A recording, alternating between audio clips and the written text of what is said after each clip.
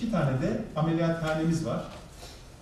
277 adet yoğun bakım yatağımız mevcut. 30 adet diyaliz ki toplam yatak sayısına dahil değil. İyotlu tedavi, tutuklu birimi, kemoterapi bölümlerimiz ayrıca mevcut. Unutulabilir, yanlış yapılabilir, eksik yapılabilir. Ya da o an ihtiyaç olmayıp sonradan ihtiyaç olarak karşımıza çıkabilir. Bu gözlerle bir bakmakta fayda var. Gelirsiniz makamda bakarız. Sadece çalışanların ihtiyacına cevap verebilecek bir otopark kapasitesi. Günlük işte özellikle polikliniklerin sirkülasyonunu da düşündüğümüzde bana göre en az ilave 10-15 bin araçlık bir otopark lazım.